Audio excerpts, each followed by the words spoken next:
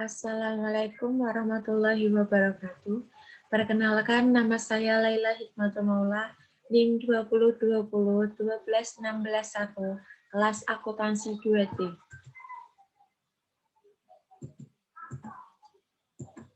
Di sini saya akan menganalisis tentang kasus pelecehan seksual oleh guru ngaji terhadap muridnya. Pembahasannya meliputi tentang 1.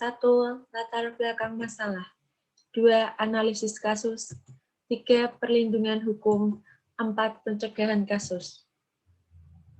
Latar belakang masalah, pelecehan seksual oleh guru ngaji terhadap muridnya terjadi pada tanggal 29 Maret 2021 yang terjadi di Desa Kemloko, Kecamatan Ngelenggok, Kabupaten Blitar, dengan pelaku berinisial MHY. Selain dikenal sebagai guru ngaji sekaligus pengurus mushola yang berada tidak jauh dari rumahnya, sehari-hari MHY bekerja menunggu kios atau warung kecil miliknya. Aksi bejatnya dilakukan saat korban berbelanja jajanan dengan modus tidak segera memberikan kembalian uang. Tersangka mengiring korbannya masuk ke kamar sholat rumahnya. Dalam kasus ini, petugas masih terus mengembangkan penyelidikan terutama terkait kemungkinan adanya korban yang lebih dari satu. Sementara tersangka MHY mengaku melakukan semua tindakan bejat tersebut karena didorong nafsu yang tinggi. Pelaku juga mengatakan apa yang dilakukan karena istrinya selalu menolak setiap dirinya meminta jatah hubungan intim kepada istrinya sendiri. Analisis kasus. Dalam kasus ini termasuk dimensi moral, karena kasus seperti ini sering terjadi di setiap daerah dan hampir sulit untuk dihilangkan. Dengan alasan didorong oleh nafsu yang tinggi, pelaku melakukan aksi bejatnya terhadap anak-anak. Permasalahan isu sosial dalam kasus ini adalah sang korbannya masih tergolong anak-anak dan pelaku yang merupakan guru ngaji sang korban sendiri. Etika dalam kasus ini menyorot penuh kepada keluarga korban yang berani melapor kepada Polres Blitar Kota, yang sampai beritanya diliput oleh wartawan dan tersebar di seluruh Indonesia.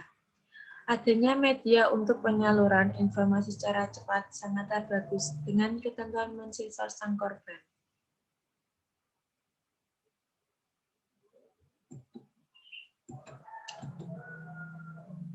Perlindungan hukum. Dalam pasal 17 ayat 2 Undang-Undang Nomor 23 Tahun 2002 tentang Perlindungan Anak mengatur bahwa setiap anak yang menjadi korban atau pelaku kekerasan atau yang berhadapan dengan hukum berhak dirahasiakan. Pemberitaan media terhadap kasus pelecehan sedikit banyaknya menimbulkan dampak yang kurang baik terhadap korban pelecehan.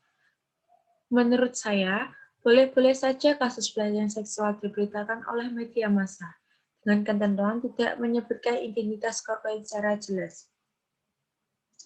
Pemberitaan media terhadap kasus pelecehan sedikit banyaknya menimbulkan dampak yang kurang baik terhadap korban pelecehan. Pencegahan kasus pelecehan seksual bisa dilakukan oleh siapapun tanpa mengenal usia korban. Yang perlu dilakukan agar kasus seperti itu tidak terjadi terhadap diri sendiri ataupun orang banyak adalah dengan selalu mewaspadai setiap keadaan. Jangan mudah terpercaya kepada siapapun dan jika terjadi pelecehan seksual, agar segera bercerita kepada keluarga, supaya pelaku pelecehan seksual tersebut secepatnya diberi hukuman yang setimpal, sesuai dengan ketentuan hukum yang berlaku di Indonesia. Dan jika sampai kasus tersebut tercium oleh media, harap menyembuhkan identitas si korban, yang tidak mempublikasikan wajah si korban. Demikian presentasi yang saya sampaikan. Apabila ada kekurangan baik yang disengaja maupun yang tidak, saya meminta maaf yang sebesar-besarnya. Terima kasih. Wassalamualaikum warahmatullahi wabarakatuh.